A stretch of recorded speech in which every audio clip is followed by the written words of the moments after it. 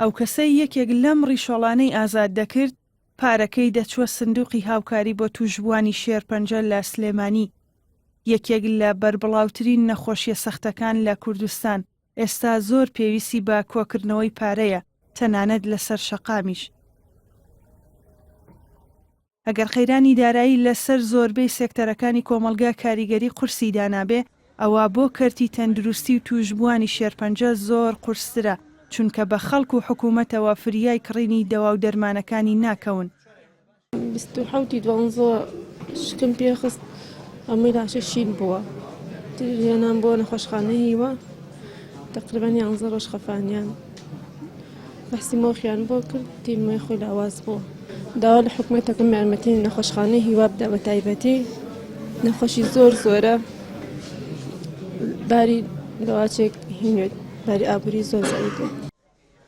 نەخۆشخانەی هیوا لە سلێمانی و نانەکەلی لە هەولێر دوو ناوەندی چارەسەری توشبوانی شێرپەنجەن.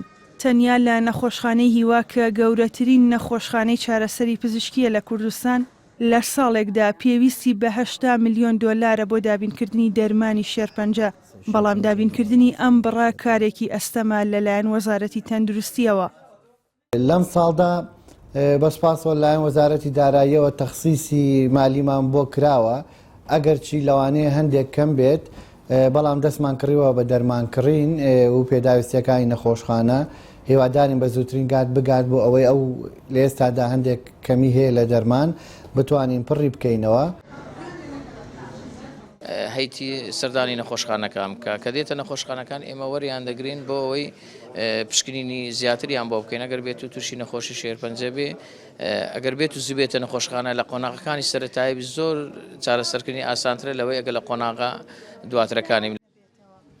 ساڵح کارمەندە لە نەخۆشخانەی هیوا، ئەو ئاماژە بەوە دەکات بەهۆی زۆربوونی ژمارەی توشبوان و کەمی دەرمان و پێداویستی ئیشوکاریان زۆر زەحمەت بووە. وەکو مامۆستا و فەرمانبەرانی تر هەمومان هەر ڕوبعەم وچەین، بەڵام لە هەمان کات ئێمە خزمەت گوزارەکانمان کەم نەکردو بە هیچ شێوەیەک. یەک ڕۆژیشمان نەگیراوە لەم خەستەخانە بۆ پەڕی ڕێزیشەوە پێشوازیمان لە نەخۆش کردو، هاوکاریمان کردو. بە گوێرەی ئاماری وەزارەتی تەندروستی ساڵی 2016 لە هەرێمی کوردستان 5085 حاڵەتی توشبوون بە شێرپەنجە تۆمار کراوە کە زۆرترین توشبوان لە ڕەگەزی مێن.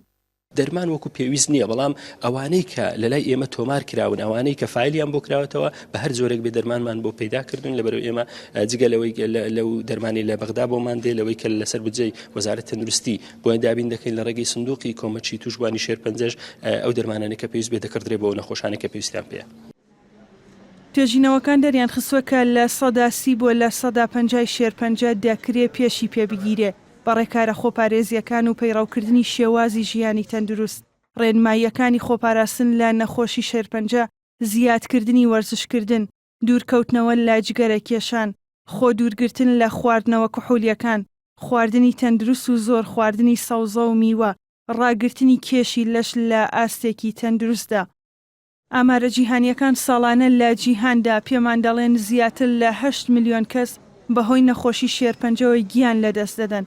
هەروەها زیاتر لە 14 ملیۆن کەسیش تووشی ئەو نەخۆشیە دەبن لە ساڵێکدا. لە راپۆرتی ڕێکخراوی تەندروستی جیهانیدا هاتووە لە هەر 100,000 کەسێک لە جیهاندا 180 کەسی تووشی شێرپەنجە دەبن. ژاڵە محەممەد ئێنارتی، سلێمانی.